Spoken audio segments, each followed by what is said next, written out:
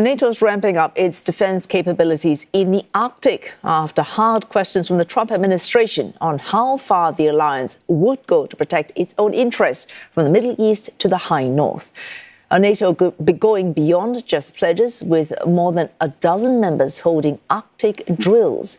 William Denselow has more for CNN from Rovaniemi in northern Finland. Ensuring that any potential invaders are met with a frosty reception, be it by air, sea, cyberspace or on snow-covered ground. Some 32,000 personnel from 14 NATO member nations recently took part in joint military exercises across northern Norway and Finland in an operation known as Cold Response 26. It creates a unique opportunity for mostly the staff, battalion staff, to train and to be a part of something bigger. It's one thing to have stuff, but we need to be able to use them and to use them in a combined context as well. Cold Response 26 is the first NATO exercise conducted under Arctic Sentry. It was launched in February to bolster the alliance's capabilities in the high north. These types of exercises where we can, just this venue that we have around us here, where you can see all the equipment that we have here, soldiers interacting, building trust, that's what the alliance is about, stronger together. The force involved more than 7,000 soldiers from countries including the US, UK and France, deployed here for both live training and large-scale simulations.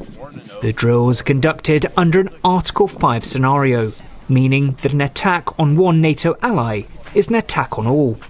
For soldiers here, a major focus of these exercises is on adaptation to this harsh environment.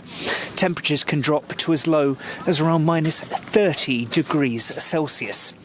It's considerably warmer today, but those here say that these wetter conditions can pose even greater challenges.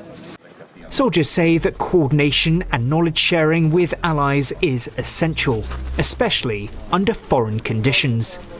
NATO has planning processes and integration procedures and how we do those things, but actually doing the exercise and doing it with live partners instead of worrying about how we wrote it down on a piece of paper helps bridge the gap between what's on paper and building the relationship in person for the future fight.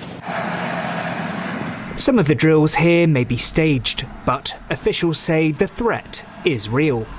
The US has criticised NATO for failing to do enough to address the rising presence of Russia and China in the Arctic region, an area increasing in strategic value as melting sea ice opens up fresh opportunities for shipping and resource extraction.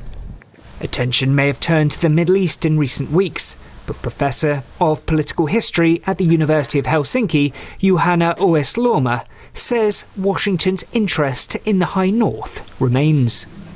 It's a little bit of a more slow-moving game in the north than, for example, what we have with Iran or other flashpoints elsewhere in the world. So I think when the Americans, how they see the north, they are playing the long game, and this is the way also the Chinese and the Russians see it. NATO's objective is clear: to ensure it has the capabilities to defend every inch of its territory, including this one. With war games like this helping to sharpen its vigilance and better prepare the alliance to protect this frozen terrain, should geopolitical tensions boil over. For CNA, I'm William Denselow in Rovaniemi, northern Finland. For more on the intensifying geopolitical interest in the Arctic region, you can head over to our website, cna.asia. You can also follow the latest on our mobile app.